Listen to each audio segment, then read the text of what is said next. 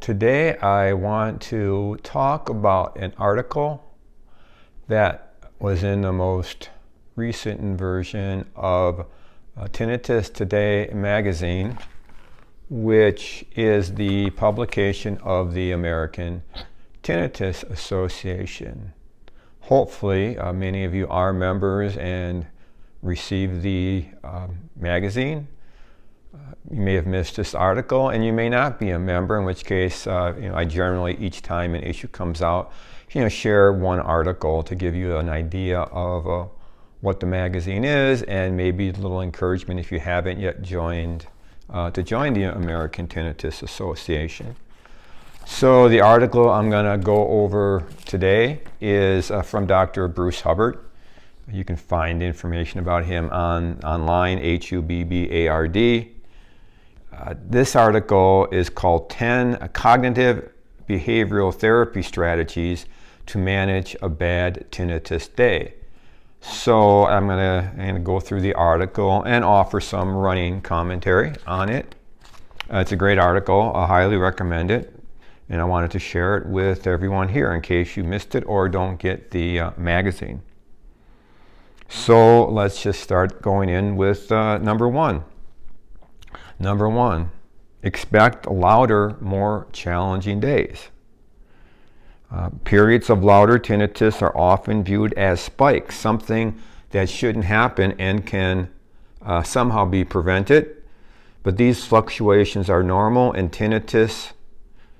tinnitus and cannot be controlled. Accepting that tinnitus will fluctuate within a range of volume, pitch, and type of sound helps you know what to expect and be better prepared when it occurs. Yes, these spikes can't be explained. I think most of us know stress makes it worse, but that these spikes can occur anytime, anywhere.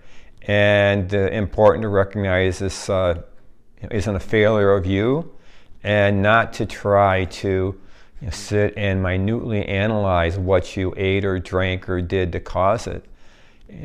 Spikes happen, just like the old bumper sticker for another S word should be the bumper sticker for tinnitus. Spikes happen. So the fact that they happen, that's the normal cost of doing business with tinnitus. Number two, make a plan for louder, more challenging days. Make a plan for how you will cope with more challenging tinnitus days. Commit to following through on your plan, no matter how you are feeling. Your plan should include elements of the recommendations in this article. So, have a plan. And what that plan should be is really laid out in the rest of the article. Number three, get your attention off tinnitus and onto what you can do to cope. He comments, I know how awful tinnitus can be, but we have a choice. We can focus on what's awful, or we can redirect our energy to accepting what we can't change and changing what we can. John Kabat-Zinn makes the same point with respect to pain. And I've done videos on here, and we'll do more about the connection between pain and tinnitus. Both these phenomena that are out of our control, and that we have to work with what we can control, and that is how we respond to them. So John Kabat-Zinn says about pain to put out the welcome mat for it. And as counterintuitive as that sounds, there is a real wisdom there, in that when we push against something, when we resist, our body goes into a fight or flight mode that worsens whatever is going on. So to the degree that we can accept it, we're going to be better off, and focus on something else. Direct our attention elsewhere. And this is actually, if I could make a plug for mindfulness, this is what mindfulness excels at, is training us to place our attention on something else besides the tinnitus, and training ourselves to do so. Number four, lean into the challenge. Hiding out and suffering with tinnitus reinforces the cycle of distress. Breaking the cycle takes courage and a willingness to tolerate short-term discomfort for long-term relief. Have confidence in your ability to reclaim your life from tinnitus. And this is really, we want to see ourselves as active agents with respect to our tinnitus, not as passive victims. And to the degree that we can see ourselves as taking action, we are going to be that much stronger and that much able to work with whatever arises.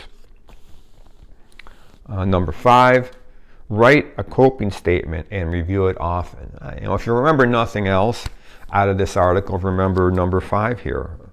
I would say, write a brief paragraph to summarize your more helpful thoughts to guide effective coping. Review your statement often to keep your better thinking top of mind. Read it, especially first thing in the morning, to start the day on the right note. Your statement might include reassurance that by responding more effectively it will gradually get easier to hear the tinnitus over time. Acknowledging of the progress you've made, including times you've handled more challenging tinnitus well, or forgotten about it completely. Mention your goals, values, and commitment to getting back to them. And he gives a example, which I'll read. Okay, maybe this won't go away for good, but it's been louder before, and it always goes back down. Ultimately, whether it's loud or soft, high or low, a cricket or a hiss, it's all just unimportant sound. I choose to live. I'm committed to leaning into this challenge, to getting out of my ears and back into my life. I've got a reasonable plan, so here I go. And write your own out. I think again that it's a good solid practice. And as I said, if you remember nothing else, take this piece away with you. 6, practice hearing tinnitus effectively. Rather than avoiding hearing tinnitus in acceptance-based cognitive behavior therapy, we practice hearing tinnitus effectively without being swept up in thoughts and feelings about how awful it is. The goal is to reduce our fear and annoyance of tinnitus and make it easier to hear tinnitus while re-engaging fully in life. Mindfulness of sound, hearing tinnitus without getting swept up in the negative thoughts and judgments is a primary strategy for hearing tinnitus effectively. And the previous video I did is right on that topic, on practices that can help you listen to tinnitus in a more disinterested manner. Number 7, don't white knuckle through a louder day. Balance your courage and willingness with as-needed use of sound enrichment, and if prescribed by your doctor, judicious use of short-term anxiety-reducing benzodiazepines. These are the crutches available over the course of healing, recovering, and adapting to tinnitus. So again, sound enrichment, using sound in your environment, whatever works, and try different sounds, nature, podcast, whatever, music, classical music, whatever works, and you may even have to, mix it up. And then benzodiazepines, of course, with your doctor's recommendation. They are great anxiety reducers in the short term. Beware, long term, they are addictive. Consult your doctor. 8, take courageous action to fully engage in your day. In CBT, we follow the rule, feelings follow behavior. It's called behavioral activation. Right? If you don't feel like getting out of bed and going to the gym, maybe, and you get up. Once you get up and do it, you're going to feel better. You might feel much more energized just through the process. And doing that activity brings about the feelings. Don't wait till you have the motivation to go to the gym. Go to the gym and you will feel energized. It's okay to nudge yourself through the motions of getting started with an action plan. The short-term discomfort you feel will eventually give way to a longer-term payoff in relief. Have a morning routine that you commit to. Regardless of what your tinnitus is doing, practice your routine on the easier days so that you are better prepared to enact it on the harder days. And some general pieces of advice: get out of bed, get out of the house, and move your body. 3 things to engage in that will transform feelings. Again, our feelings follow our action. Feelings follow behavior, as it said. Number nine, develop a mindfulness practice. All over this website, can't go wrong. Mindfulness is intended to be practiced daily. It's a training. As I have said way too many times, mindfulness is not something you tell yourself to do, it's something you train yourself to do. So you have this capacity to, with mindfulness, we can stand back and observe and create this space so we're not reactive. In the main program, Mindfulness-Based Stress Reduction, there's a free course. I'll put a link to it on this description of this thing on Palouse Mindfulness. I teach a class.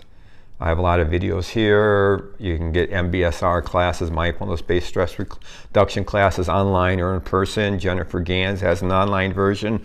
A lot of resources are out there. There's apps that can teach you mindfulness, probably Headspace being one of the better ones in that regard. So mindfulness.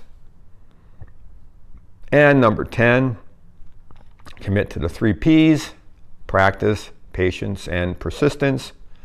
Don't expect your efforts to pay off right away. Sometimes getting active can break the cycle of distress, and you may feel considerably better by the end of the day. If not, that's okay.